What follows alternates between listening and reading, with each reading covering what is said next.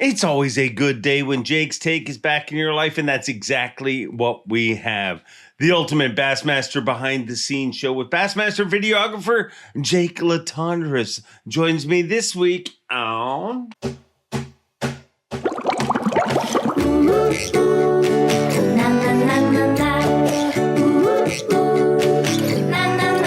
I'm Bob Cobb from the Bassmaster. Welcome to Mercer.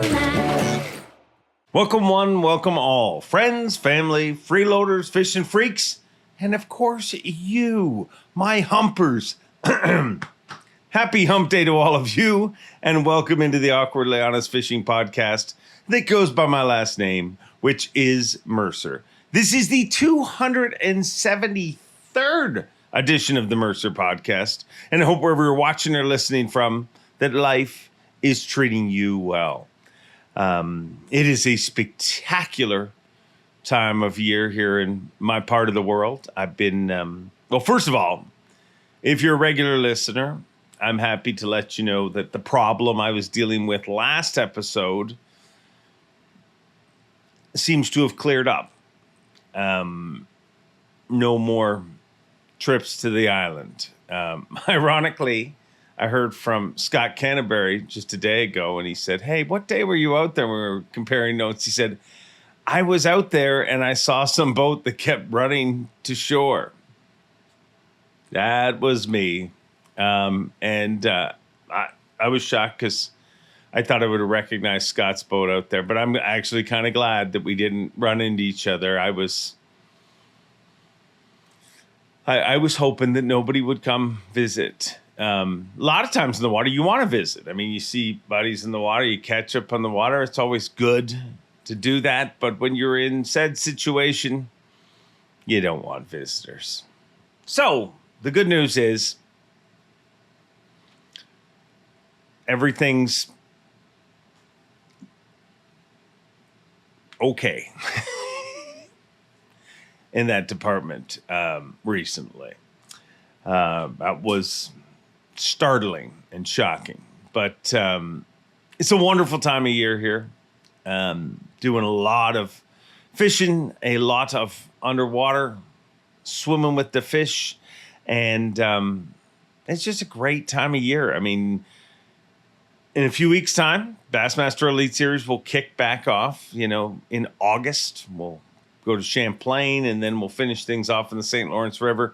But this is always kind of a cool summer break where, you know, it's a mad dash to make sure we shoot all the Facts of Fishing episodes and also feed my underwater addiction. And boy, I have been feeding it lately. It is, I mean, I would say in most situations, I'm generally a fairly happy human, but I just know that when I get to spend a bunch of time on the water, like not just a day poking out here, but like when I get an extended period like this, I just feel more whole. And I think as angling addicts, we all agree that that's what fishing gives you. I mean, it's a weird thing to explain to other people, but it's not just what happens when you're on the water.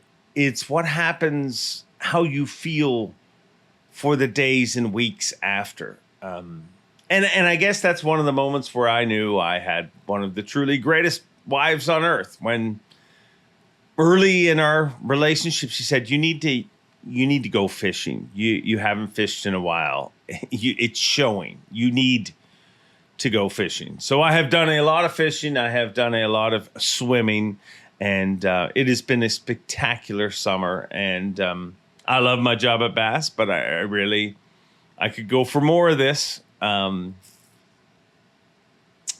I will go for more of it in the next few weeks until we go back to things in I already said where. Champlain. That's right. And I'm excited to see, I mean, there's so many stories going into those final two events. It's always a unique time. So I'm excited to see that as well. But I do love swimming with fish. So if you have a clear body of water I mean, if you're a viewer and you have an ultra clear body of water that just needs swimming, call your buddy up. I mean, I will gladly check it out. Great show here this week.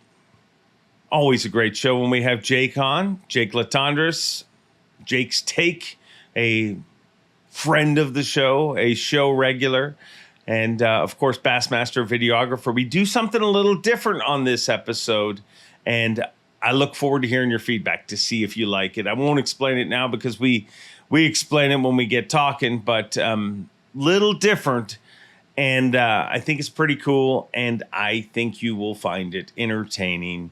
Not exactly sure what the title. I think we're playing with the title of this one where it was like Jake thought it up. It was the most emotional moments he's ever been on a boat to capture, whatever. But I'm probably going to try to figure out a more click-friendly title than that. So whatever we called it, I hope you enjoy it. Without further ado, let's travel all the way to Colorado and hook up with Jake Latendresse with another Jake's Take.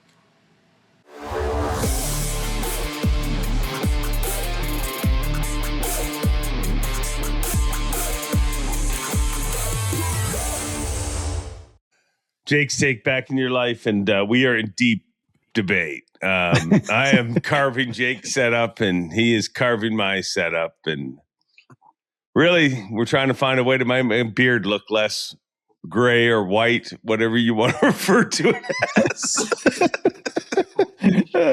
I'm always in a good mood when we start these recordings because we always have fun before we start these recordings. We do. Jake, I asked you this question, you never really gave me an answer. Why the hell did I wait to grow a beard till I was like going to? I mean, dude, when I first grew it, I was like ripped from friggin'. What's that show? The Duttons. Oh, Yellowstone? Yeah. I mean, it was. I mean, that's fake too. He dyes his too. Did you know he's like blonde? Like that whole show's a lie. He's kind of got a reddish, blondish thing. His wife, what's her name? You mean girlfriend? Girlfriend. Well, whatever. They're common law. She's got an English accent, and the son is a freaking Aussie. She does. It's all a lie. I know, it's weird when you watch their interviews on podcasts. It's really odd because they speak with that Australian accent like Carl Jocumsen, and doesn't make any sense. What if I came out right now and was like, the whole time I've been lying? I'm actually. I bet you, Jake, we'll do a wee podcast together. I actually do that to my kids all the time. I tell them I'm actually from Australia, and I start talking like this, and they go, "You're lying, Dad." Well, I mean, as far as Dad's lying, that's not a bad thing to lie about, right? No, that's right. Do you think the fishing world would be as accepting if I came out and was like, I've actually been Irish the whole time? I've just put on this confusing accent to play the part of a tournament MC. I imagine they would not. They would not. I agree. They would not. It would just be you. It would be part of your act. Yeah. Do you think you're the same exact person on podcast as you are when you're emceeing? No, I'd say on podcasts, no, dude, when I'm emceeing, I am the same person, but I'm just less muted. Like I'm more, it's not my job to be like, nobody wants an MC that's like 27 pounds, good ones. Like, I mean, it's you have Bueller, to, and Bueller. Yeah, exactly. And you get a little more. I mean, dude, it's the moment, right? Like, I mean, is the guy that announces a home run, whoever is that guy the same when you're having a conversation? No, because they're not in that moment. But like, I think it's all real. It's just there's different levels of real, and I mean, like anybody, I mean, do you think the waitress that you run into at a restaurant is really the same person that you like? I mean, they're having a bad day. No, they're a But lot they come more up to your emotional in table and real they're like, life. "Hi, I'm Trixie. I'm going to be your server tonight." Yeah, I they're love way more shrimp emotional scampi. in real life. I've dated waitresses before, and they're way more Have you emotional in now? real life. Yeah. Yeah. I've got a question, an MC question. Oh, wow. When especially when you're doing live, let's take you away from MCing on stage. Although this could apply for that as well. When a big moment occurs, because I remember when as a kid listening to Vin Scully call baseball games or the World Series, and then the guys that started Howard Cosell's and the Don Meredith of the Monday Night Football scene and all that. And when something big happens, they always have to make it. They have to call it like. To make it legendary, the call is really, really important. And do you think to yourself in an instant, I got to make this legendary, anticipating something's going to happen, but when it's spur of the moment, how do you make it? Is that just raw talent where you make it legendary? Well, funny you should mention. Of course, it's Rod. Of course, it's not. I think my job as an announcer, in my opinion, or we're talking commentator, right? Yes. I think it's our job to kind of add to make the painting brighter, to solidify. You know what I mean? But sometimes the best way to make that painting brighter is to shut your mouth. Prime example. Let it play out. With Hunter Shryock this past year. Like where I was on the set and I remember like motioning to everybody on the set, like just because there's not a word you can say that is more powerful than watching Hunter have his head down and just, you know what I mean? Like he like that moment on stage. I remember some of those moments when Jordan Lee and his family like got into this circle and they were all just like the thing to do. And I remember that happening with Ott too. The thing to do is to step back and to point at that and let that happen. So I think if you don't feel somewhat of a pressure, you're probably not taking your job seriously enough. I mean, I am my worst critic. Like nobody can write anything about me online that I haven't already thought. Like it. I bet I could. Oh yeah, that burner of yours. I mean, oh man, I'm going straight to Instagram after this, buddy. But so you want to make an impact in your job, whether you're. Whatever you're doing, you know what I mean? Like you want to have down goes Frazier. Down goes Frazier. That's pretty iconic right there. That's what it's about, right? True story. I always wanted when Micah Frazier and Mark Frazier were on the Elites, and I had the opportunity a few times with Micah. I always the sick weirdo in me always wanted, like when he got eliminated from the hot seat, I wanted down goes Frazier. But I didn't. I fought that. So yeah, no, I think, and some of them work and some of them don't. You'll drive yourself insane. Like, some of the ones that have worked, like the Unbelievable with Jordan. I mean, that came together on the spot. Like if you watch the video back, you can actually see me kind of putting it together. Cause I think I said unbelievable. And then I was like, unbelievable. Like that worked. And then don't worry, when you think it worked, the internet will remind you that, yeah, that sucked. Just read the weights.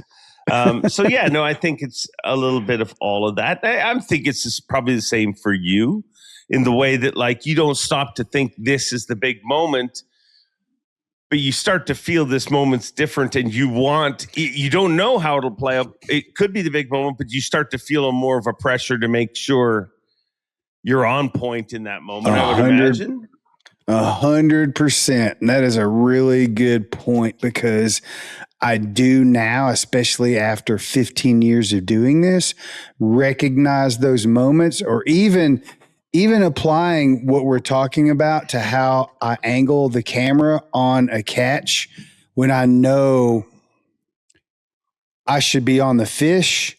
Today's high-tech fishing world can be a real pain in the neck, especially if you're running the wrong mount. Beat Down Outdoors, they bring the graph to you.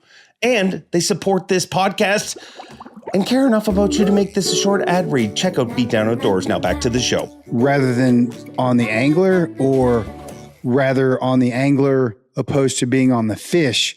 And I remember Jerry McInnes kind of taught me a little lesson one time. He said, sometimes you just got to let it breathe. And I think, on big catches that occur, now I can recognize them, especially on day 4, right? Because if you're in a guy's boat and he has the opportunity to win a tournament and he gets on a big pattern, a big fish pattern, or he finds a school of big fish that okay, this actually might happen, then I do pay more attention to what I'm doing. I get more intense, and the more of the fish, when the fish comes to the surface, the more of the fish that I can film, the more exciting it is. But then when their fish goes down, I go back to the angler really quickly, and I actually shift my camera really fast to give it that what's the word I'm looking for? Jerry McInnes taught me that edgy look to the camera, even if it's live, because it's such an intense moment. Yeah. It's definitely, it's the same exact application as how this conversation started and how you react to big moments verbally when you're either commentating or on stage calling like a classic win or whatever it is. You have some really cool slogans that you come up with too. Wow, this has been very nice. Let's get back to the important topic. Is it time for me to start dyeing the beard, Jake? I mean, swindle. I mean, you never know what's going to show up. I mean, he dyes his beard. I'm sorry, I'm not laughing at him. I'm just they caught me off guard. He does, yeah. No, he just ferments that. I mean, he'll show up sometimes. It's last event. It was all salt and pepper. I saw he rolled up the eye cast. It was all. God, dude, now I can't even see it. I don't think I can. I don't think I leave it. I think au natural is important. You got to age with grace. Your beard looks great. Exactly. Now that you mention it, you went from Rip to Kenny Rogers, baby. The gambler. Just what I wanted to be. Hey, listen, here's the truth. My wife likes it, so screw y'all. Exactly. I mean, that's all that matters. And when we used to have a lot more stupid fun things on Bass, we once had a poll when I first grew the beard. Should I keep the beard? And it was unanimous. People wanted the beard. So that was on live. Yeah. I did it for the people. Things I miss, the things that I miss filming and not watching live. Yes. But you see things that many people don't get to see and watch this professional segue. And that's what we're going to talk about here this week. Would have been a more professional segue if I hadn't have mentioned that it was going to be a professional segue. I understand. But what are we calling this one? We've got your top five most emotional moments as a Bassmaster cameraman. What did you call it? The 5 times? The Jake top 5 like times a little Jake bitch. I never said it. No, but you typed it out. And in today's world of communication, typing it out is way more clear than saying it. Yeah, the world is messed up, boy. So let's just jump right into it. We'll call it that, or whatever other click-friendly title we come up with. Hey, you guys make the rules. We don't. Listen, I would like to make them all just boring titles, but you respond more to the other ones. So, I mean, if we were better people and we would just watch it, But hey, anyways, let's just jump right into it. So we're going to do something different, and we're going to try it and let us know what you think. And this was Jake's idea. So Jake's not only a co-host, also a producer on this show. Great idea, I think. What we're going to do is we're going to walk through the moments. You're going to talk about, your vantage point and why that was such a big moment for you. I might add in a little flavor here and there of things. I might say nothing. And then after each moment, we're going to play said moment so you guys get to see it. So we're going to save you time in the Google machine of going out and trying to see it. And I think it's going to be very cool. Probably not as much for our audio listeners, but you can also... You got to watch the show. I mean, you can watch it, YouTube, Spotify. You can watch the video version if you wish. And sometimes the audio, which is true, like when you hear the audio of certain things, I feel like sometimes without visual, it almost makes it like I find myself listening to a lot of Chiefs games in audio when I'm driving from an Elite Series event to an airport. And it's kind of it's frustrating at times, but it's kind of a different experience. I think one of these top 5 moments is exactly that. It's better to watch, but you could listen to it and hear the sounds of the moment. And it's almost, even with the commentary that's going on, it's almost as exciting if you close your eyes and just listen to it. It's pretty cool. All right. Number 5. Top 5 most emotional moments as a Bassmaster cameraman. For me, number 5 was a couple of years ago when Lee Livesay on his home lake, Lake Fork, catches an 8.3 largemouth on his very last cast before we go in on Championship Sunday.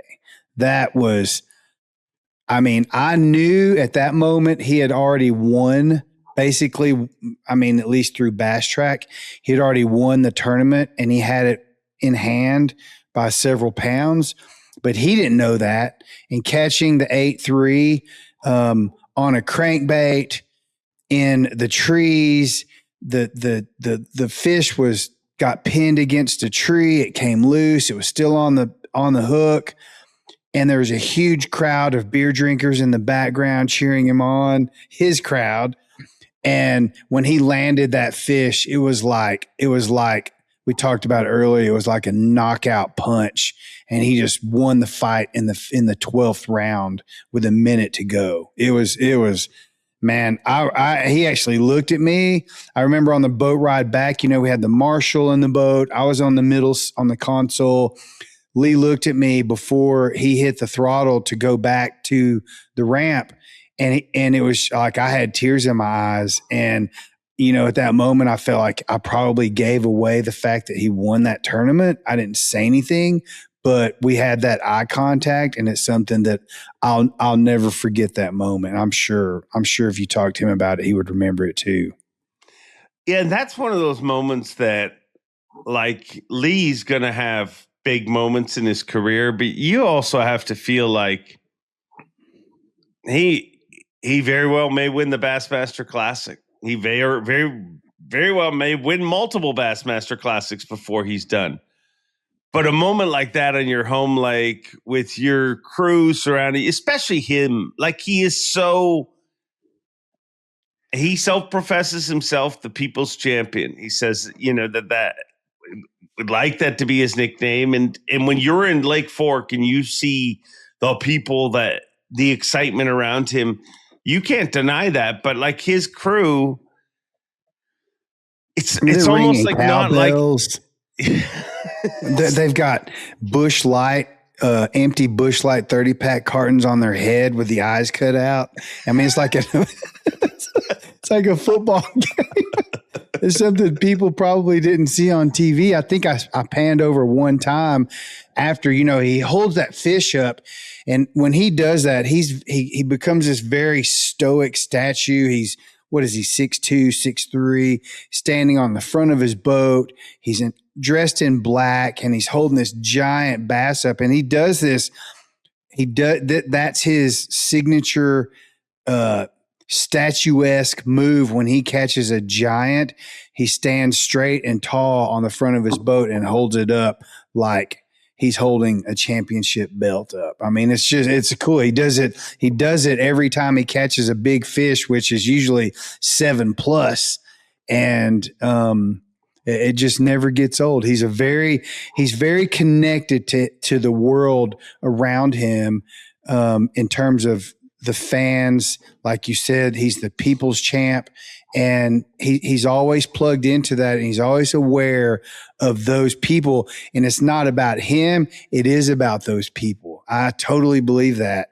And he makes those moments happen. And when he does, the crowd, it's like 10 people doing the wave in one boat. And it's like, it's as close to, I mean, you know, whether you want to play hockey, baseball, fishing, I mean, I'm man enough to admit that, like, I would play through those moments in my head. You know what I mean? Like, I remember running across the lake in my little aluminum and hearing Ray Scott's voice in my head. You know what I mean? Like, this was that's a moment you act out as a kid, and for him to accomplish it, and it was very, very cool. He's had a lot of cool moments on Fork. It's he always goes, yeah, like it's just this huge. It's like, you know, when you score a touchdown and the guy in the end, whoever scores a touchdown, just flexes and goes, rah! You can't stop it. It just comes out. You know, it's a blow up. And his stuff seems so genuine in the way that, like, there is some stuff that people say on the water and you're like, oh, they got to hit their thing, their tag. Like, that is not like preconceived. You know what I mean? It's just like, it's his emotion coming out. So, and it's not just, I got to say this too. It's not, and this will probably apply to all of these moments, maybe not, but I know for sure that was on a spot that Lee had never fished on Lake Fork, if you can believe that. And so when those raw emotions come out, it's not just about this exact moment, like when a guy scores a winning touchdown in the Super Bowl or whatever it is. It's all those moments and all the hard work and effort and all the things that come into that moment that make these moments so special, because it really isn't pinpointed to that one moment. It's about everything that leads up to it, I believe. Yeah. And the that he celebrates with is him exhaling all of those thoughts that have gone through his head. Like, I'm fishing in an area I've never fished. This might be a total train wreck. Why am I doing this? But everything, and it works. It's the play working out. But here's the most important question. Do you think the people with the beer cases with the eye holes in them, do you think that's a preconceived plan, or do you just think you get 28 deep into a 30 pack and you start doing things like that? Yeah, that's a 1:30 move that starts at 8 in the morning. There's no doubt about it. These aren't the Cleveland Browns fans. He is the dog pound. We need to start calling his fans the dog pound. Dog pound. All right, we've talked about it. Let's have a look at it. Big one.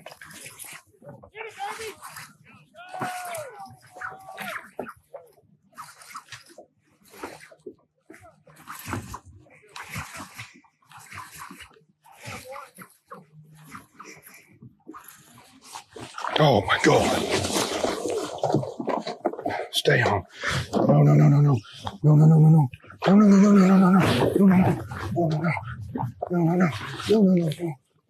Holy crap. Dog. Tree.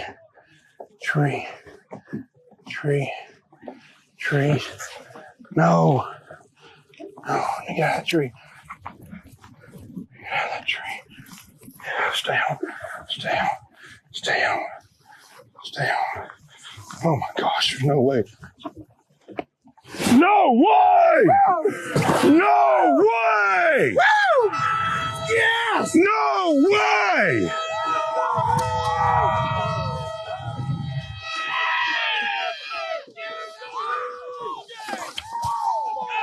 Gamakatsu, one hook, G finesse, in the timber. Oh, pig. Oh, man. Oh.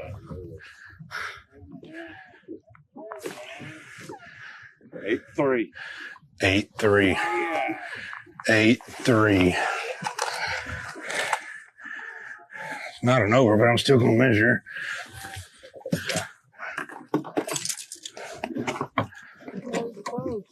She's just super fat.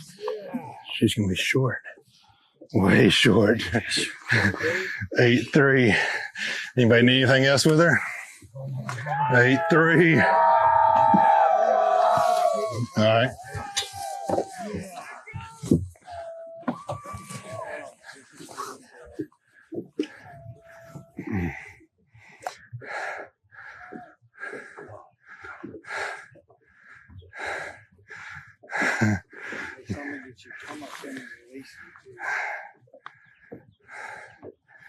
Got it.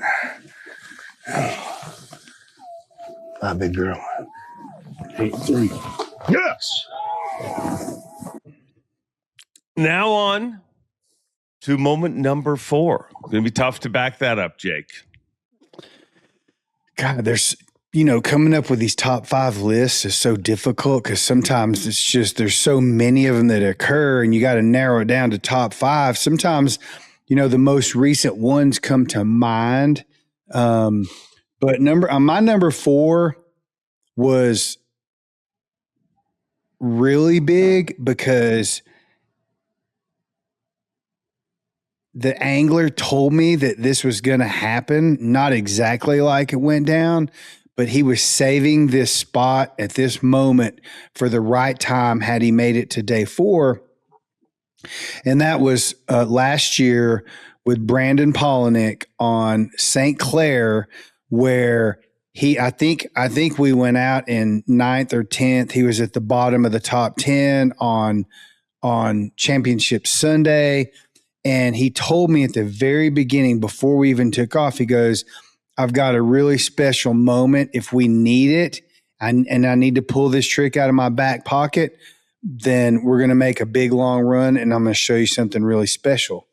So we're out there. He's like, he's tracking fish with live scope, following. I remember one smallmouth he followed for like a mile, literally trying to catch it, and he never could catch up to it. And I think that built up some frustration and it burned a lot of time. So the clock was ticking. He knew exactly how, I think we ran like 40 miles up the river.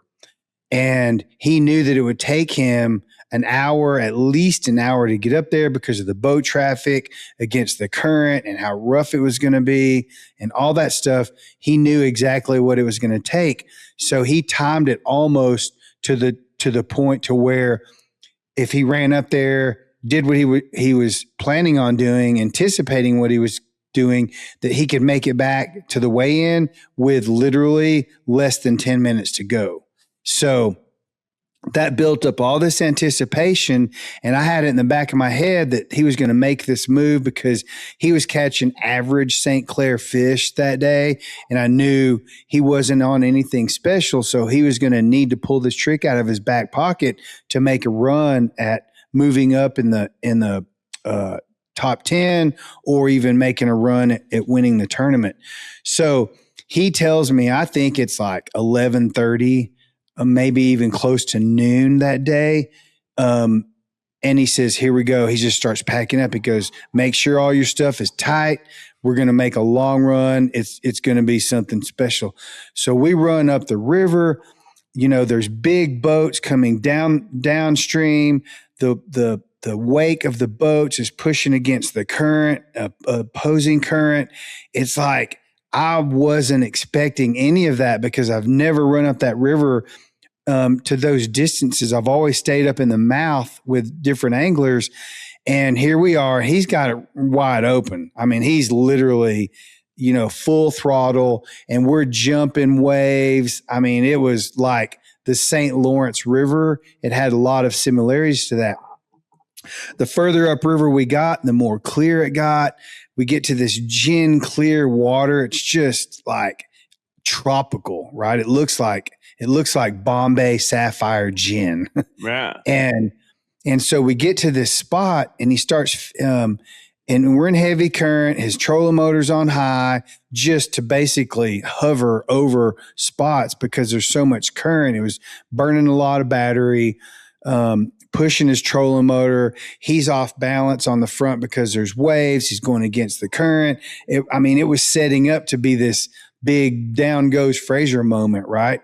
And so he pulls up to this pier. It was like an industrial pier of this little water outflow that was pushing from the bank into the river, and it was causing a lot of whitewater, a lot of different current, eddies, jetties, all kinds of stuff, exactly where you think a giant smallmouth would live, because there's so much going on in there. There's probably crawfish, there's bait fish, there's all kinds of stuff coming down the pipe in that blowout.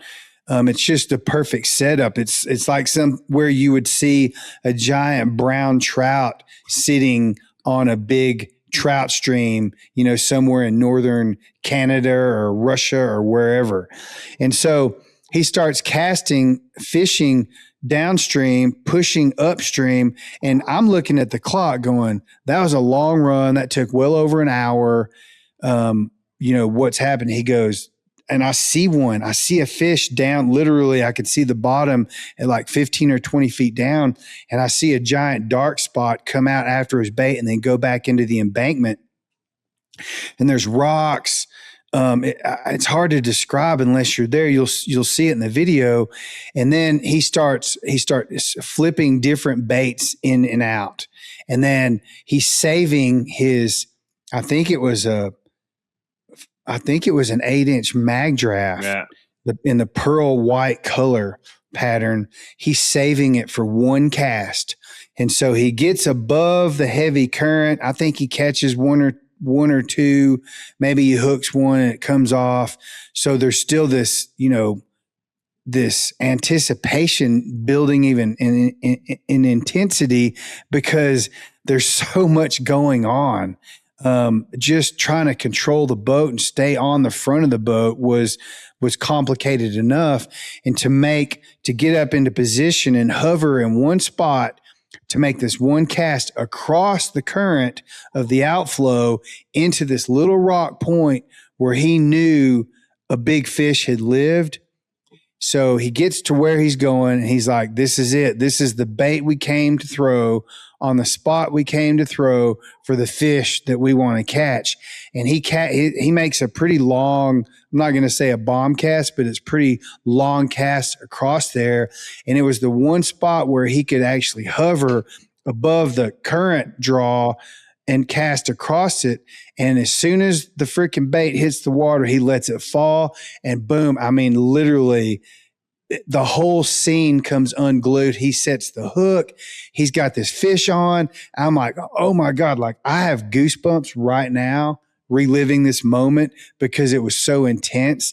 So he hooks up, the water's really clear. I'm like filming, but I'm looking down in the water to see where the fish is because he's fighting. He's like, this is it. This is it. It's a 6-pounder. I know it. I know this is the fish we came for. This is the bait we came for, and all that stuff. And he's calling the play because he's mic'd up for his YouTube TV show as well. So he's calling it play by play.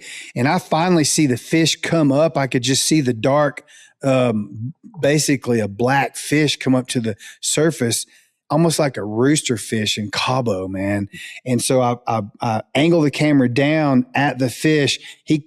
She comes up, goes back down. I go back to Brandon, and then the fish goes under the boat and comes up on the opposite side of the boat. Brandon's fighting it on a bait caster. And he says this on camera. This is why you had to throw this on a bait caster in this situation because there was so much current pulling. He had a 6-pound fish on, but it was like he had a 20-pound fish on at times, right? So the fish goes under the boat and he comes up. I angle down at the fish as it comes up on the other side, and Brandon's trying to back up to get the fish on the other side of the boat so he can control it again. The fish jumps on the other side of the boat. Finally, he tells his camera crew to back up. And there's another spectator boat that followed us up there as well. He says, back up. They move out of his way. He turns the boat around, noses into the fish, and finally lands the fish. And the moment was like, I mean, I felt like I don't smoke, but I felt like I needed a cigarette at that moment because it was so climactic and so full of drama that, it's almost exhausting. But, he knew what made it so great, Dave, is that he knew that, and he told me this. He said, I didn't necessarily think I was going to go up there and win the tournament with this fish. I knew that I could if I caught the right fish on the lake. But he said, I did that because I knew it would be a huge moment for you and your camera.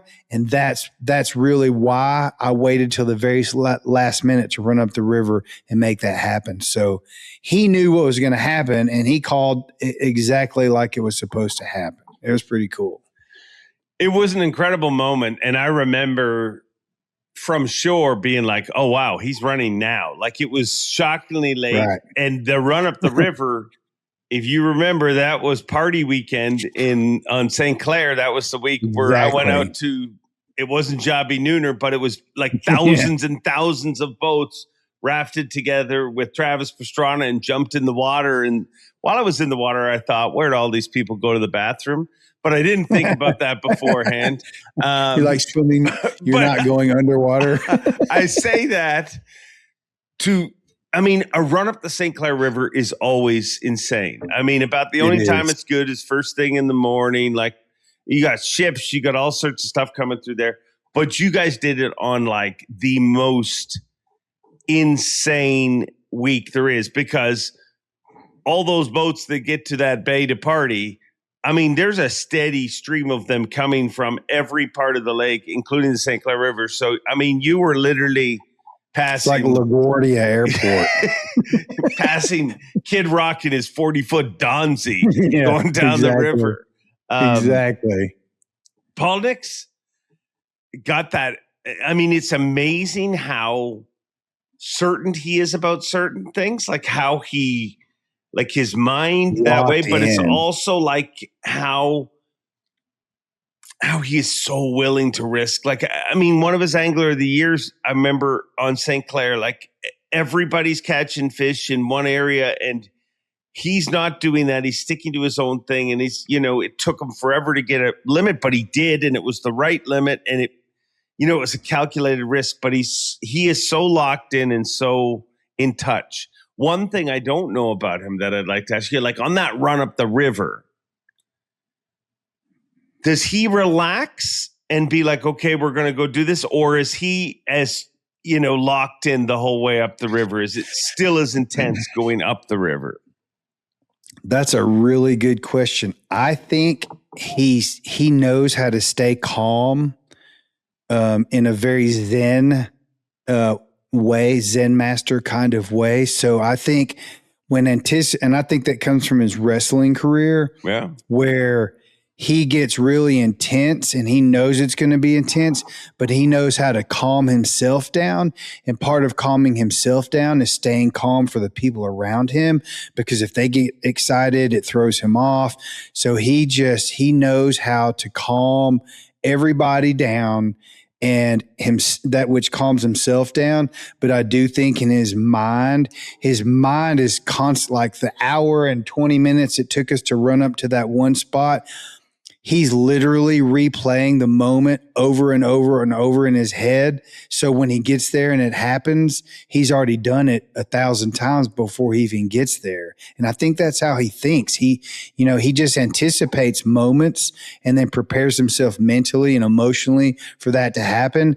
And then once it happens, when he explodes at the end, that's where all that comes from. It's like this bottled up magic emotional bomb that goes off after it happens because he's been preserving it through his calmness. He's a wild, wild human, but he's a great human being that guy is. Really is. And I'm certain no matter what he chose to do in life, he would make an impact in the world. He's just a special human. But play the clip, Jamie, young Jamie. No, it's actually Sarah, but it'd be cool. I mean, no, it's way cooler to have Sarah than young Jamie, but play the clip.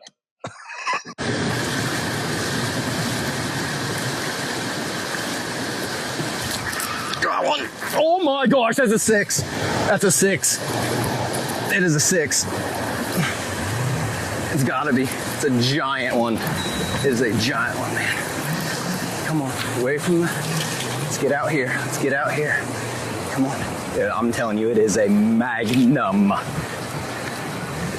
This is the bite we came for. This is the bite we came for on the bait we came to do it on. Come on. Come on. Get out here. Get out here.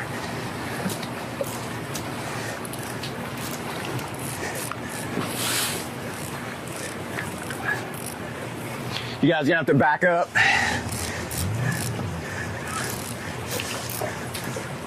Please stay on there. This is why you can't throw a spinning rod in there.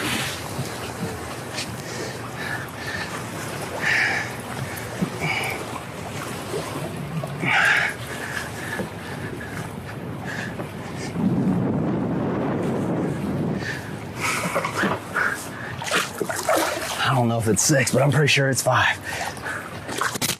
Oh, I just touched her. Come on. Come on, I see the bait hanging out of your mouth. I don't love that. Come on. Come here. Come here.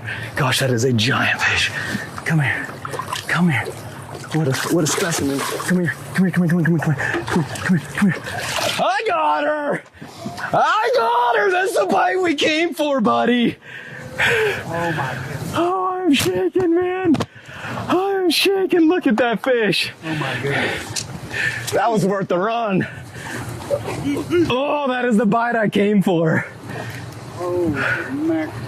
Woo! Mm. Gosh, that's a stud.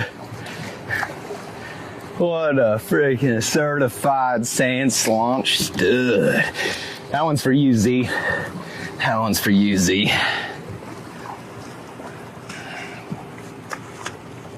She's like almost 6 even. Gives me 22. Look at that thing. Wow. Unbelievable. Woo! Yeah, when it jumped, I was like, yep, that's her. That's her. What? Oh, we're on the other side. Oh my gosh, I'm parched, I'm chuffing. I mean, let's just take a second to appreciate that. Wow. And that's almost a 4-pounder. Oh my gosh. Welcome to Lake St. Clair, buddy. Oh, let's do it again. Oh my Lanta. Number 3. Number 3 was one of the most powerful. It's 2 catches. Let me start with that. And they're not the exact same time, but they're in the exact same tournament with the exact same intensity, doing the exact same thing with the exact same person. And Exactly. and the exact emotion that I was feeling was the only way I can describe these moments is powerful, because not only the size of the fish, but the way this angler caught the fish, it was all by sight. He was sight fishing. It's Drew Cook when he won Santee Cooper a few years ago. And while he's sight fishing and he knew where certain fish were on day 4, it's not like he had 5 giant fish on beds that he knew where they were. And if he did, they weren't there when he showed up that morning. He had to start all over again. He stayed with, obviously, on the same pattern, and he started running those lily pad beds, going back to places where he had seen fish. I remember one spot he pulled up on. There was what he thought was a 9 and a 12 on the same bed with one male. And he ends up catching the 9-pounder, which I think turned out to be 8.7 or 8.8 or something like that. And he finally caught the male, got him out of the way. It fired those 2 females up, or it fired one up more than the other. And obviously both were really big fish. So he wanted to catch the 12, 10, 11, 12, whatever it was, but he ends up catching the 8 or 9. Then he goes back to that same bed once he gets her out and into the live well, and she's gone. So it was one of those spots where he saw a big fish, came back to it. Whether he saw one on that same bed or not, he kept searching around. And I remember we came around this point. He had not fished in that tournament yet. He came around this point, and there's a bunch of dead stumps in the water, and about 3 feet of water I could see. And there was a school of females swimming by that were giants. They were like 6 to 8 pounders all in one school. So he slows down. He starts casting to them. He couldn't get bit. He goes back to the back of this pocket, which is where all this drama started. And he sees a big fish on a bed. So he starts flipping back there. The gallinules are making these weird noises. It was like this prehistoric location that it was very surreal. It was very quiet. It was very calm. He could see really well because the water was glass. And he does that. He's tapping his rod, making his crawl vibrate on the bed. And, everyone asks, what does Drew cook? And what does he do? Why is he so good at bed fishing? And it's because he knows what mood him and Drew Benton both know what mood the fish is in. And when they flip in there, they don't flip it just for location.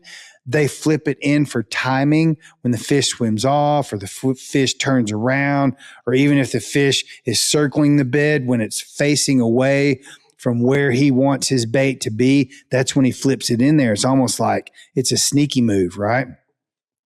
He starts vibrating the handle on his rod, and then all of a sudden he sees the fish take the bait, and he sets the hook like it's like Bobby Lane setting the hook, it goes ding, and the braid becomes a guitar string at that point, and and all this audio is going off. And I remember hearing Zona and Tommy calling the play after I watched it, after it all went down, and they called it perfectly.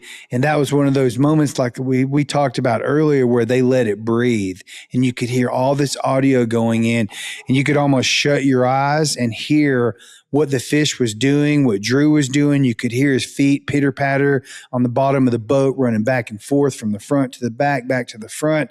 And then when he lands the fish, he holds this is the first catch. He holds this gigantic fish up, and it was a moment where I knew Drew, but we weren't really close because I either had never been in his boat before, or not very often. And it was one of those moments. It's like, God, I just want to hug whoever's the closest person to me. I'm going to hug. That's what it felt like. And he just came over with the fish in hand and he wraps both arms around me and gives me this giant hug. And he's like, I love you, Jake.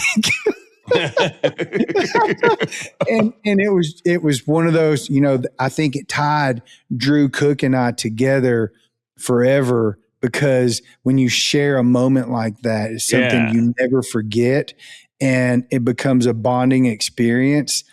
And then he, of course he finds another one and he sets the hook and the braid sounds the same. The fish is splashing. It's in 2 feet of water. So it's like every time the fish tries to fight to get away horizontally, even, he's waking the water and you can hear that. Big fish just sound different. When they come to the surface and they make their noises, it's way more omni-radiant than it is directional in sound because they're so big. You can just tell. You could, even as a camera guy, if I'm on the angler and I hear the fish surface, I know it's a really big one just by the way it sounds, right? And so he catches another one, and that to him, he didn't know. I was watching Bass Track, but again, he didn't know where that had put him.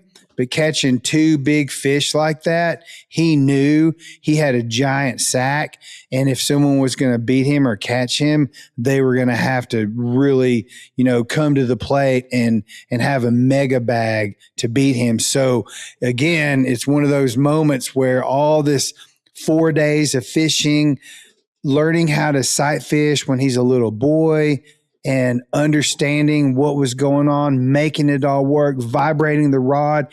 I mean, people do that, but he does it a little bit different. And it's so fast. It's like, all these things come to fruition in this moment. And, it's about $100,000, but it's also not about $100,000. It's about a lifetime of experiences coming together in a few short hours to make something really big and memorable in his life go down. Avco not only makes incredible outdoor clothing, but they care about anglers with their 10% pledge. Avco and the Shed family donate at least 10% of the company's profits to conservation and making fishing better. Now back to the show. Yeah,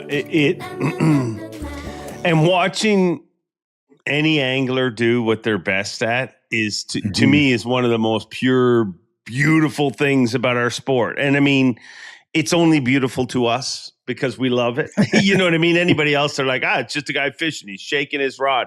But if you really watch like the subtle nuances, like why are both Drews so good at sight fishing? I mean, they see them better, but they read them quicker than anybody else. Like they're able to tell, this fish isn't ready. This fish, is going to need more time, or this fish, you know what I mean? Like they've just got so many subtle little nuances. And I think it's probably frustrating to them how much of it we get to see on Bass Live, but I also feel like there's so many little things that are happening in his mind. But they both have had moments where they've just like spewed so much stuff out, but it's every single benning fish they've ever caught goes into play. Exactly. It's just another lesson. It's like going out with some great hunter, you know what I mean? That, they just know certain things. Like they just know the wind is blowing this way, so I have to do this. Like where other people can catch them, they can catch them sight fishing. I mean, there's other great sight anglers on tour. They are not the only ones. But it's like you're seeing somebody do what they love to do, what they're meant to do. It's a very special very craft. Cool. Yeah, it really is. They just know that there are a lot of great sight fishermen, bed fishermen on tour. They're all good at it. They're excellent at it, and they understand. Like you said, we can say as much as we want to on live. We could talk about it now on a podcast and slow it down and break it down into as many details as we can try or attempt to do. But unless you're locked in like Drew Cook or Drew Benton on a specific technique like that, we can describe it all day long and you can go out there and still not completely understand it because it's always different. It's never the same. Each fish reacts differently. They're like humans. They have different personalities. And I've actually thought about that because I've been with Drew Benton on Lake Seminole before as well, where he was catching bedfish. And I've thought about how many freaking bedfish do you have to catch to understand that? Like whatever that was, how do they know to do that? You know, it's remarkable. It really is. These guys never cease to amaze me in what they do. And it's just happened to be fishing, which is something I love. We all love the people that watch it do, but it's more than that because they're so good at something. They're that good. To be that good at anything, you have to do it a lot. You have to be mentally locked in. You have to have a special kind of focus about you to get to that level. It's amazing. It really is. Well, we can talk about it, but let's have a look at it. Run the clip, please. Got it.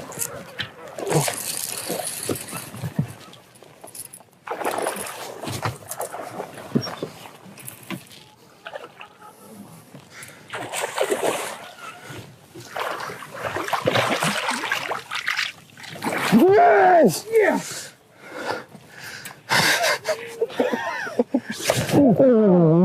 Oh my God. Oh God, what a stud. Oh. Yes. Oh my God.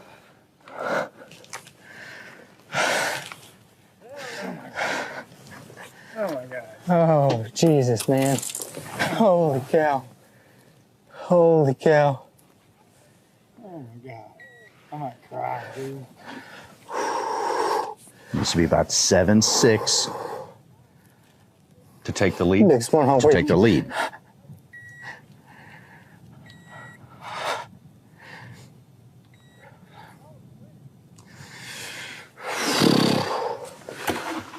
We're still not there.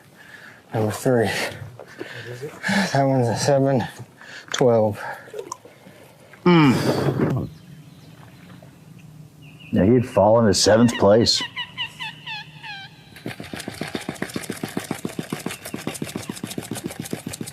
What was that in the background? It was a Gallinoo.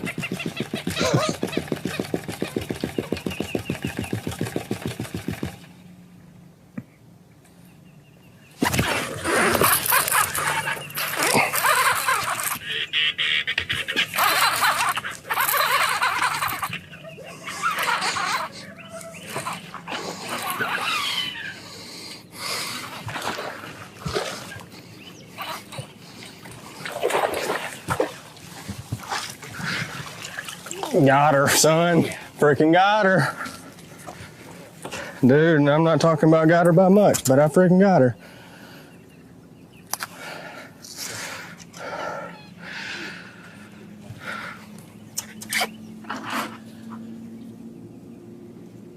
That's a pretty big one there. She's bigger than I thought she was.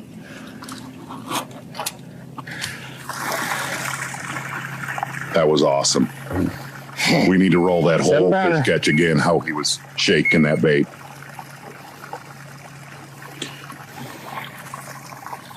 Mm. 7-pounder, baby.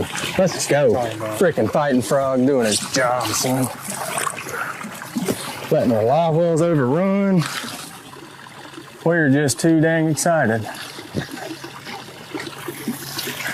That was number 2.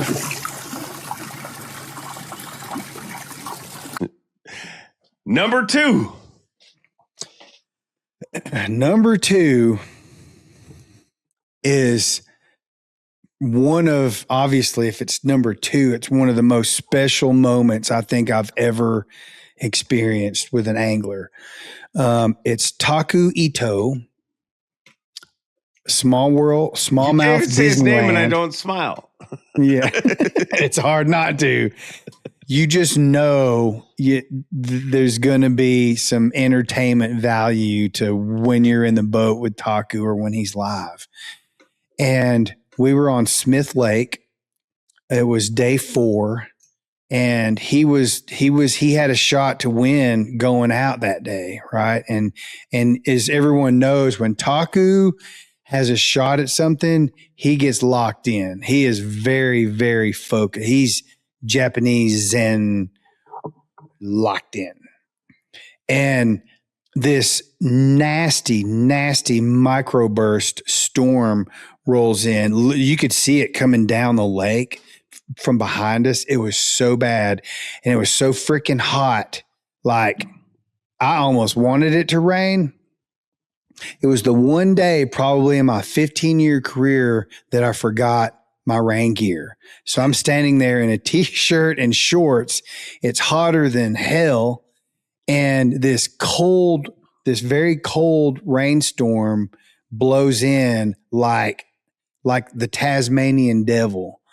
And it's basically a whiteout of rain. It's super cold. I'm literally shivering as this is going down. And it lasts for, I would say, a good 10 or 15 minutes.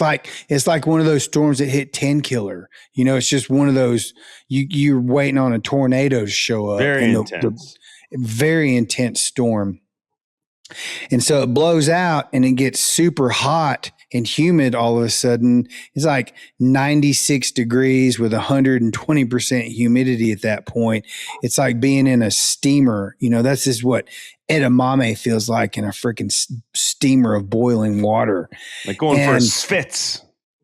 Yeah. So the camera lens on my big camera, on my live broadcast camera, fogs up.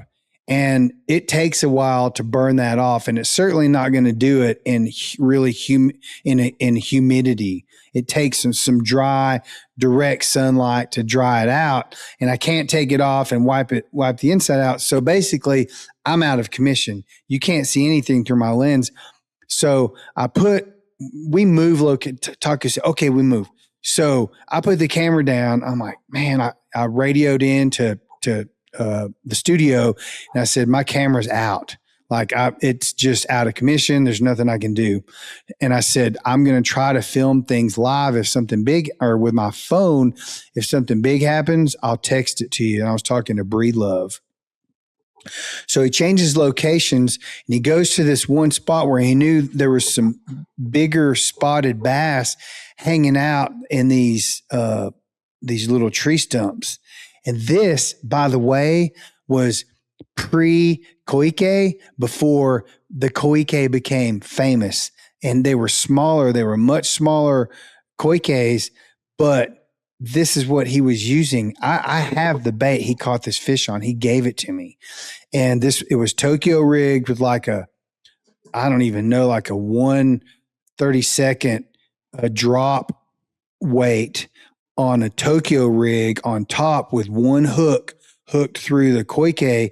And it's probably a 12 millimeter or 15 millimeter Koike. It's pretty small and green.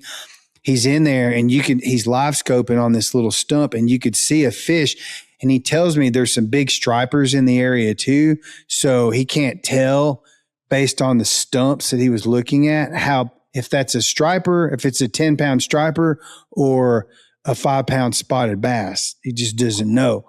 So he hooks into one, and this thing is taking drag like crazy, goes out into deeper water. And Taku's literally nonchalantly fighting this fish, giving it drag. He's like, striper, this is a big striper. He's wasting my time. Striper. So I'm back there going, and I'm laughing at him because I'm going, to be clear, Jake's allowed. Okay. Oh, wow, that's us. It's we. So I'm back in the back laughing, and I said to him, you can hear it on the audio. I'm filming with my phone, and I'm filming in 4K, horizontal mode, and the colors were beautiful. It's post storm. The clouds were breaking up. Taku's wearing yellow, his DHL, colors, and the sky's blue and the clouds are white. The water's beautiful. It's just beautiful. And I'm in widescreen. So I'm filming this, and I said to him, I said, what if it's a 6-pound spot? And he goes, no. Too big. Striper. He's a big striper. So he finally tires the fish out, and he gets it to the surface, and he looks down, and he goes, oh my God, huge spot. And I look down, I go, no way, Taku. And it comes up and it jumps, and I went, oh my God. So I click it down to like one zoom, and I'm filming. I get goose. It was insane. So he's fighting. There's actually 3 or 4 boats out in the galley watching this go down, and they're cheering him on. Like, they're not wearing Busch Light cartons on their head, but they're pretty intense because they see this going on. And he finally lands the fish, and he bread loafs it into the boat, and he's hugging it, and I'm filming it. And all I could think about was, holy crap. Like this turned out to be a 6-pound spot. Legitimately. Like, I thought it was bigger than that. So he finally grabs it. It's flopping around. I'm going, oh God, don't jump back in the water. He unhooks the koike, and he's hiding it too, so we can't see what bait he's using. And he tosses it back in the water. He puts the fish in the live well, and I just couldn't believe what I was seeing. I was like, oh my God, Taku, oh my God. And I'm thinking to myself, he won the tournament with that fish. That put him into first place. And I think it gave him like a 2-pound lead. So even in Bass Track, there was a little bit more security knowing that he won the tournament, even though he didn't know that, but he could feel it because you don't catch a 6-pound spot anywhere. Anywhere. I mean, much less, in a moment like that. And he comes up and he goes, oh my God. And he runs up and gives me this big bear hug like Drew Cook did.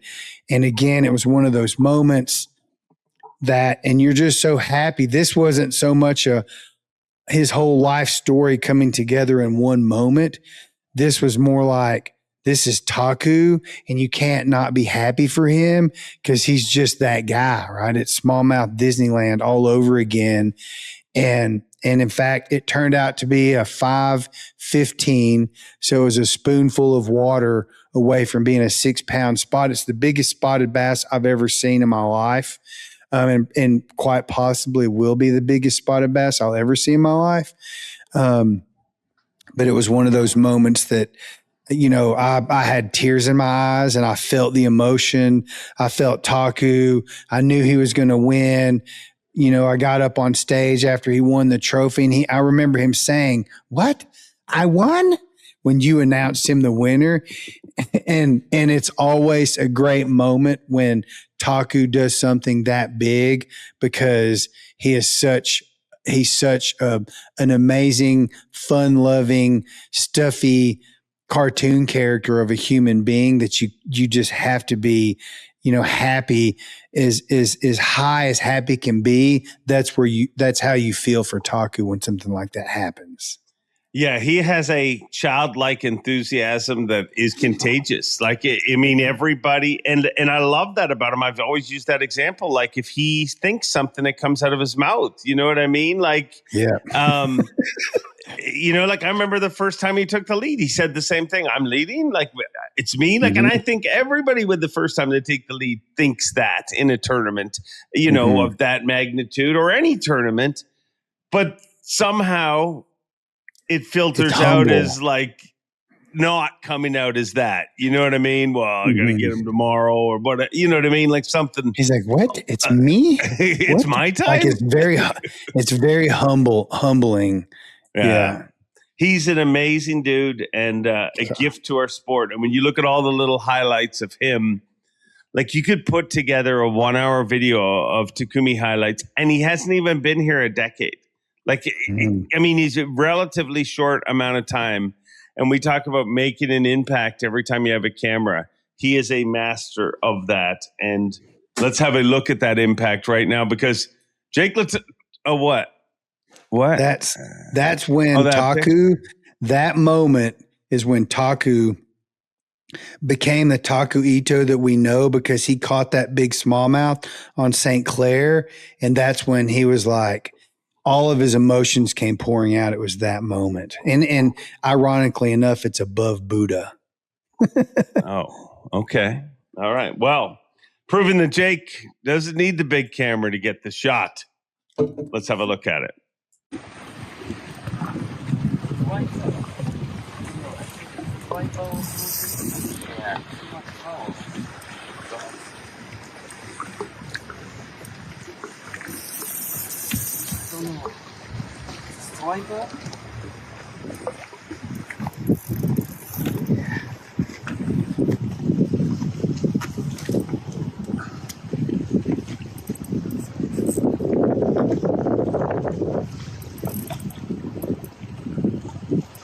A 6-pound spot.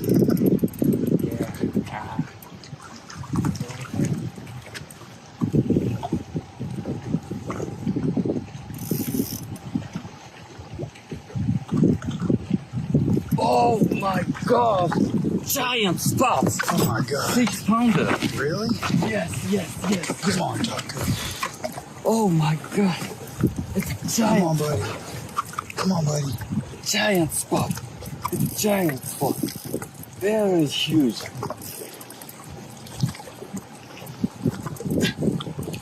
Oh my God. Oh my God. My gosh! Oh my God. Oh my gosh! Woo! Oh my God. Holy My cow. Wait. God. Holy. Oh! Dude, that's a 6-pounder. Yes, At least. eating a bream. Oh, eating has the a bream, it has yes. bluegill in its mouth. Wow. Yes! Oh my God, Taku. Holy cow.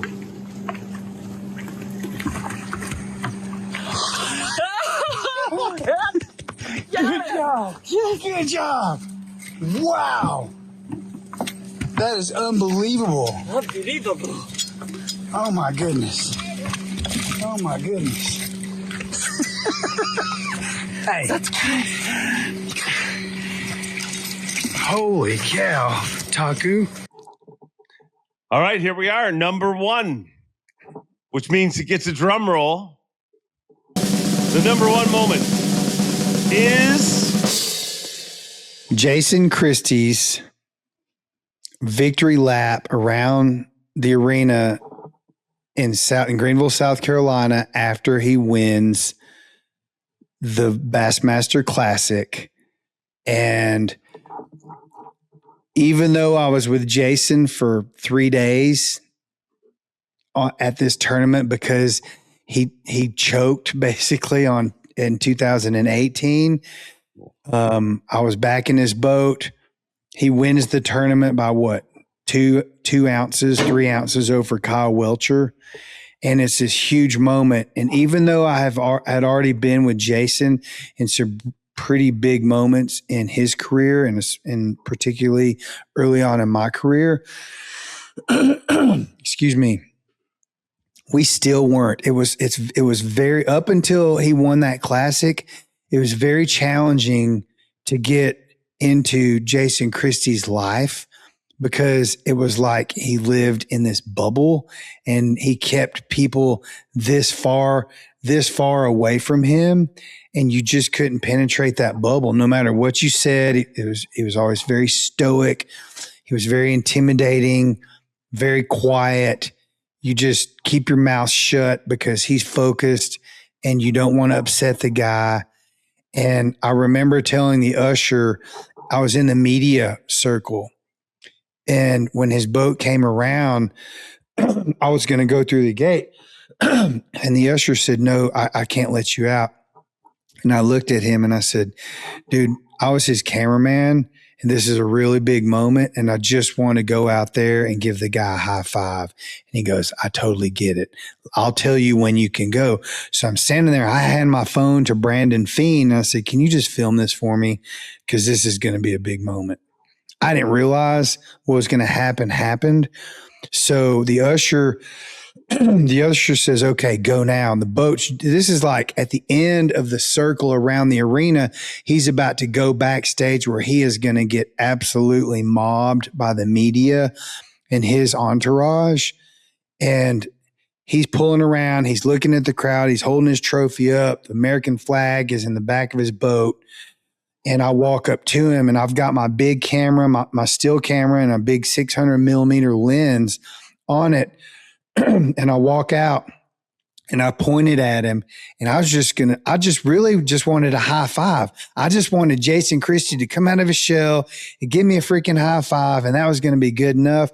And he looks at me and he goes, "Oh no. Oh no." And he sets the trophy down on the front of his boat, and he leans over and he grabs me like I just got out of prison. and he hugs me, and I remember thinking in that moment that this has got to be a rare occasion where Jason is actually hugging someone, and he lifted me up to where, I was on my tippy toes giving him a hug. And the exchange that we had was, "I'm so happy for you, Jason. That was unbelievable." And he said, "Thank you." It was a raw, emotional, rare moment that Jason Christie came out of his shell. And I feel like that probably wasn't the turning point, but it was the beginning in the turning point era of Jason Christie coming out of his shell, because it took all this pressure off of him as a professional angler to let him fish with his hair down, let him be more candid on camera. All those things really were uncaged and became the Jason Christie that we know today. And it's probably the greatest moment, and it might end up being the greatest single moment in my career as a Bassmaster cameraman, because of the way it happened and who it happened with at the moment that it happened. And it's something that I will never, ever, ever forget. And it will take a monstrosity to top that emotional feeling that I had when he hugged me over the gunnel of the boat. I think this video does a really good job of painting the picture of the relationship that you have, but not just you. A lot of our camera guys have relationships with different anglers, special relationships, and it's real easy to be like, that's a dude in the back deck holding a box. It's so much more. And I tell people all the time, like, Bassmaster videographers are basically producers. You know what I mean? Like, we're field producers. Yeah, like you're prompting the action, you're prompting the questions, you're talking. So kudos to all of those amazing camera guys. 100%. You all are very special people and make moments so special for all of us. And weirdly enough, like a still photographer like Overstreet or Crawford or Sego or, Chase and Dalton, and the list goes on and on. Shane, like they get their name put beside all those pictures, and you kind of know the story they're telling. You guys don't always get that moment, and you all deserve it. So let's just have a look at said moment. Right. And before that was like when he won, there's victory moments, but there's just like he walks off to the side of the stage, drops hands on his knees, puts his head down. And then it was almost like you could visually see all of the demons floating off of him. Like he shed all of that. He shed it. That was there. And it was amazing. He truly did conquer the classic, but here's the moment now.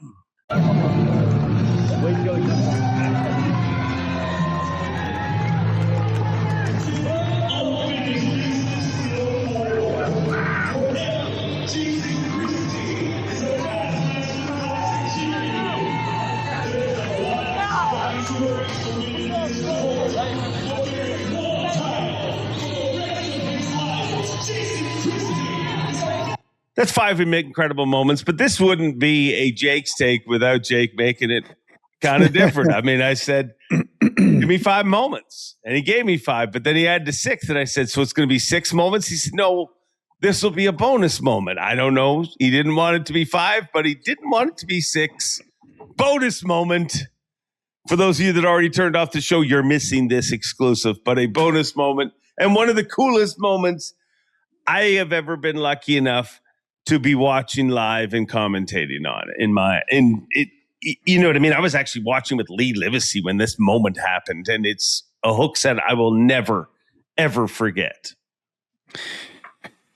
So my bonus, which it could have been if it hadn't have been for these other moments that we talked about, could easily be number 2 behind the moment with Jason Christie.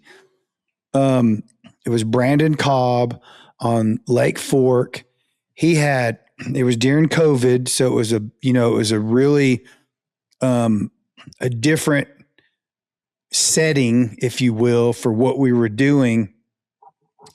And he had been, sight fishing in some fairly muddy water, the best that he could, flipping grass, flipping docks in really shallow water. And he could see the tail on a pretty big fish. And you could tell it was a female by the way, she was hovering with her fins. He kept calling it. He goes, there's a 5-pounder right there. So he's flipping this Texas rig in there, or I can't remember if it was a jig. I think it was a Texas rig.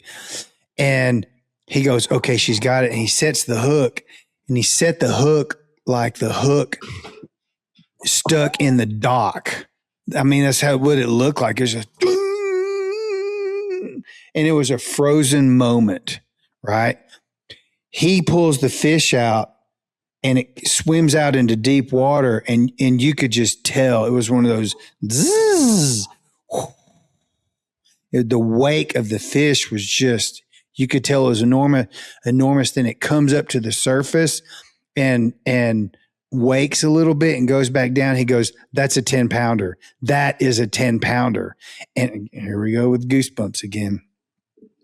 So the reason I wanted to add this catch to this list is because I believe this was the catch that changed the way that I film big moments, because there was the amount of time, the intervals between when the fish came up and went back down, it allowed me to go back and forth from the fish to the angler, to the fish, to the angler, because if you lock in on the fish when they go down, it's nothing. It's just water.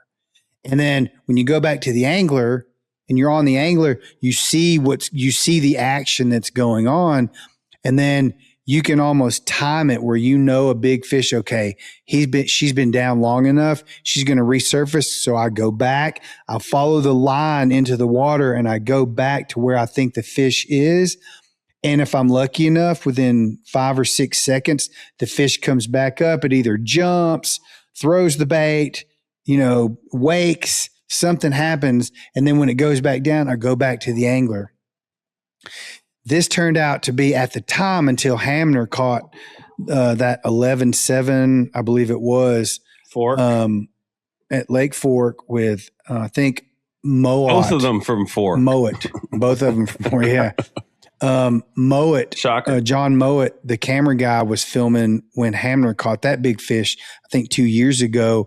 But before that happened, this was the largest bass ever caught on live television as it happened. So I felt like it was a milestone for me. I mean, I didn't catch the fish. All I did was hit record and point the freaking camera at the fish and at Brandon and all that. But when you have a milestone like that, on record in video, it's a very proud moment, because whether you did something that was, special or not, you did capture a moment that's a highlight in not only Brandon Cobb's career, but Bassmaster, the history of Bassmaster and all those things. So for me, I was very proud of it.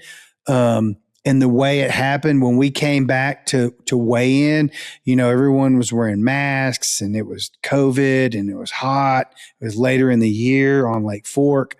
But I remember Wes Miller. I actually remember you. I think Davey came up to me and like patted me on the back. I'm not tooting my own horn. I'm just describing why it was such a great moment, because I think it changed my career because it made me look at big catches differently and how they should be filmed to create more intensity, a more edgy, dramatic feel to it. And so, and Brandon won that tournament. He won 2 tournaments that year. Were they back to back? No, because he won earlier in the year on Hartwell, right? I think it was Hartwell. Yeah, but he won 2 in his rookie season. Yeah. Yeah, it was a big deal. I've run a Yamaha outboard for over 30 years. It has got me home safe each and every time. If you enjoy this podcast, remember, Yamaha supports it and they care enough about you to make this ad read very short. Now back to the show. And that was when Brandon Cobb really put himself on the map in the professional angling world. And, at least just Bass, he had done stuff. Yeah. I mean, dude, he did a lot at FLW. Yeah, he did. But as far as Bassmaster went, that's where he really elevated himself. And, he couldn't do anything wrong on that entire trip. I was with him for, I think, day 2, 3, and 4 on Lake Fork. And everywhere he went, he was throwing jerk baits on that big point under the power lines where those bait fish were all schooled up. And I remember learning at that point where he would roll up. He was like, I don't understand why every time I pull up, I catch 1 or 2 and then they're gone. And it dawned on me at that point that he was pushing the bait fish from the main lake depths into the shoreline. And when he stopped, he would make 2 or 3 casts, and it's like, dude, he couldn't catch anything under 6 pounds. Everything was 5, 6, 7, 8 pounds on that during that tournament. And it changed my life. And I remember Dalton Tumblin was just starting out as a rookie photographer for Bowman's crew and the print and digital still photography crew. He was the one photographing that. And everyone was complaining because the tail of the back end of the boat and the engine was facing out. We were still parallel to the dock when he was holding. He turned an 8-pounder loose because the one fish you could bring in was 24 inches. Yeah. He had one, and he released an 8-pounder to put an 11-pounder in the boat, and he was holding both fish up at the same time. And like this microphone, he was holding them up like this, and I was in the way, and the photographers couldn't get a really good shot. And I was the only one getting that shot. So I learned a lot. It was just one of those things that changed my career for the better because of all the things that happened. So, thanks for letting me add that in as a bonus. It was an incredible moment. And sometimes, you just have to see something and just you see hard hook sets. This hook set has a surge to it. Like there is a power that you feel without ever touching that rod. You feel what is happening. Look at it now.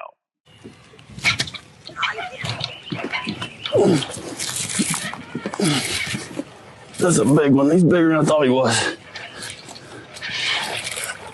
That might be a 10-pounder.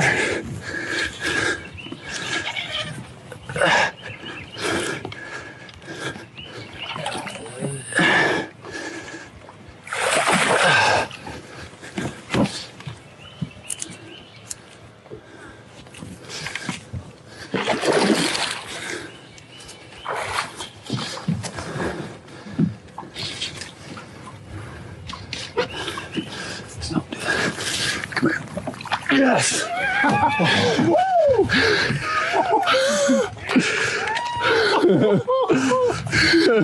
In the mouth. Oh my God. Oh, it's a 5-pounder.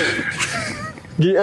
Oh my God. Well, Jake, I would say those were 5+1 great moments. Could have easily just been the top 6, but this is Jake's take. You're in charge. I would say you did a pretty stinking good job here this week. And I hope people like this looking at the footage. We'll find out. Let us know in the comments. But some incredible moments. And the best thing is you could literally make 10 of these shows. Because when you started talking to me about moments when we first came up with the idea, you were throwing out all sorts of other ones it's pretty cool to see what we get to see. And you mentioned this earlier, and I would like to reiterate. I'm happen to be a guest on your show, but these moments are moments that happen to all of us camera guys, and there's 10 of us on a crew at each event, but there's more than 10 of us that do this in the Bassmaster behind the scenes. And, you know, you could go back in Wes Miller's career, Carrie Barrett's career, you know, the list goes on and goes way back to when Jerry McInnes started filming these things and producing television shows. These are moments that we get to be a part of. And, you know, these were my moments, but all these camera guys, like you said, deserve so much credit because whether it's rain, shine, sleet, snow, hail, tornadoes, windstorms, humidity, dry heat, whatever it is, rough water, 2-hour runs, you know, all the things that we go through. If we could have a top, you know, 5 list of just moments that we remember, some of them would come up like, you know, I remember being in people's boats when their engines break down and, you know, or they lose a fish or they trip and fall into the water, whatever it is. There's so many moments that make up the storylines and the history of Bassmaster television. These are just 5 that happen to be mine. And I just want everyone to know that all the camera guys do such an amazing job. They're my brothers. We're like a family. When we get into the camera trailer at 4:30 or 5 in the morning, it's like a war room and we're gearing up to go to war. And I just want to, you know, give that credit where credit is due, because every one of them deserve the same, you know, the same recognition as this podcast is, you know, is showing for these top 5 moments for me. Yeah, they're a crew of badasses, and I thank them all. I mean, I forget where we were, but there was somewhere, and I remember, you know, you take those snapshots. At least maybe it's part of aging, but I see things and I'm like, shit, that's a cool moment. Like what just happened? Like nobody's seeing it. Nobody's paid it. But you guys all came up over, it was, you know, break of dawn, you know, wherever the trailer was. I forget where it was. But you guys all come over like this berm thing, and the way the light hit, like, and I don't know that it was everybody, you know what I mean? But it was enough 4 or 5 of us walking, with cameras and bags. And I'm like, damn, that's like the scene in Armageddon, like the super crew just walking. So thank you to all of you, and thank you, Jake, for another good show. I got to go dye my beard now. Thanks for having me. I always, as usual, I enjoyed the heck out of it. How dark you think I should go? Try black. Just go. That's where everyone goes when they start. I'm not dyeing my beard. You're gonna look like a pirate. Well, there has been some anglers that showed up looking like Blackbeard. Yeah, that's what I was thinking. That's exactly who I was thinking. Figured it out. I mean, they figured it out. I mean, Fidel Castro. And hey, listen, chicks get extensions, and I mean. But I listen, the problem is I dye it and I'm just too disheveled. It would start growing out. And let me do it. Let me dye it. I don't think we'll video. No, I don't think so. Thanks, dude. Red, white, blue, red, white, blue. I'm proud of America. I know. That's what I'm saying. That's what I'm suggesting. I live and work in the best 2 countries in the world. No I just doubt. wish everybody would get along. Like we do. Yes, we're like we do. a melding. We should end this show. See ya. Bye. Well, I think that was a pretty good Jake's take. I hope you guys all agree. Let me know what you thought of the video clips after the stories.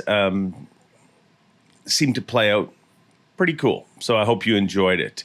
But I want to talk about a few different things before we part for the week. And 2 of them are different tournaments. First of all, I want to talk about one of the most amazing humans to ever walk the face of this earth. A man that I am honored to call a friend. A man that we are lucky to call a friend of this show. You've seen him on here many times.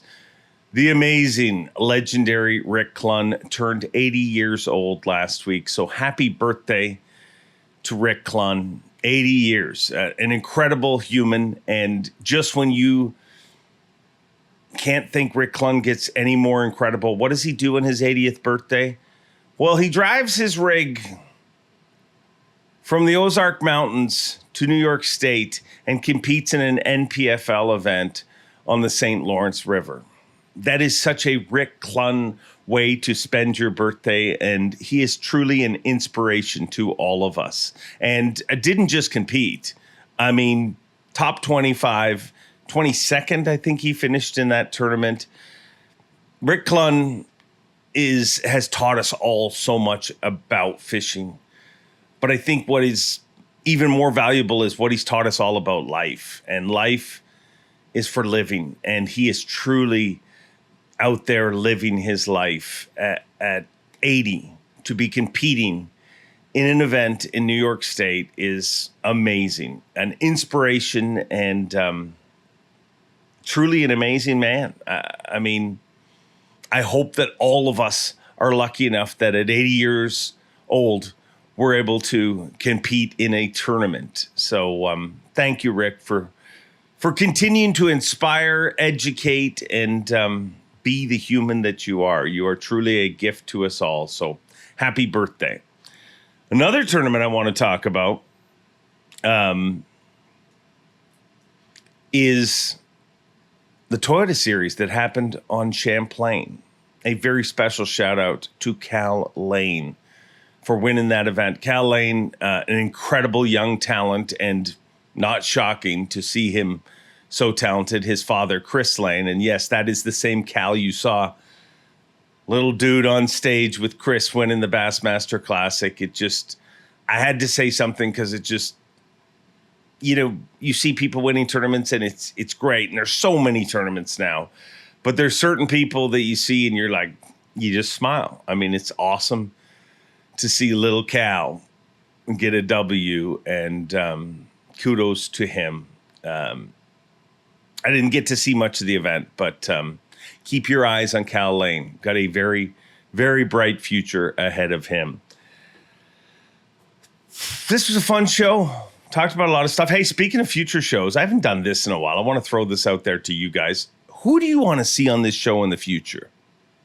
Time to play producer. I mean, I may listen. I may not listen. But let me know in the comments who you would like to see on this show in the future. Because as I tell you guys repeatedly, you guys are this show. I'm just a dude talking to a webcam. And if you guys didn't tune in, there's no way this show is what it is. It is all about you guys. I mean, you guys are addicted to fishing enough that you allow me to call you humpers, and you're proud of it. The amount of people that I run into that yell across the street, hey, I'm a proud humper. It just shows how committed you are to this show. So let me know who you'd like to see on the show in the future, and we will make it happen. And this is the part of the show where I once again remind you to keep the grow going. Tell your friends about this show. If you enjoy it, there's a chance they will. Tell your friends, tell your family. I mean, hey, here's the truth. I don't even care if they watch. I mean, it'd be nice if they watch, but just tell them to play it. I mean, just play and walk out of the room. I mean, not really, but kind of. it is incredible what you guys have built here on this platform. Keep the grow going. Make sure to like, comment, subscribe, do all those things that help stroke the algorithm. And remember, everybody is fighting a battle out there. Just because you can't see it doesn't mean it's not happening. Humpers, go out in the world, spread happiness, spread kindness. Let's make the world a better place. Because some people are ornery. I mean, just this morning, no joke, I overtook somebody that was going just under the speed limit, and I was in a rush to get somewhere. I was totally legal. I mean, it was a dotted line where you can overtake. I overtook. And on the way past, I just saw, for no particular reason, a finger. There's somebody passing me. I should give them the finger. That's a grumpy person. But we can make those people happier. So I'm asking you to do that. Go out in the world, spread happiness, spread kindness. Check in on your friends. If you haven't talked to somebody in a while, reach out, say hello. You'll make them feel better, and in turn, you'll feel better. Have a great week. And hey, get out fishing. Feed the therapy. I mean, it is better than, $150 an hour leather couch time. A little time on the water. Feed your passion. Feed your addiction. And this addiction is a very, very good one. And there's a good chance you'll see me out there, because recently I've literally just sat in this chair when I swim and I fish, and then I'm like, oh, I got to go back and do a podcast. I actually thought about taking a summer hiatus. That's how much I've enjoyed swimming. But I won't do that to you, because I know you wouldn't do it to me. Have a great week. Enjoy being. And as always, Bob Cobb, take it away. Thanks for watching. Please like, comment, and subscribe, because Bob Cobb of the Bassmasters told you to. You hear?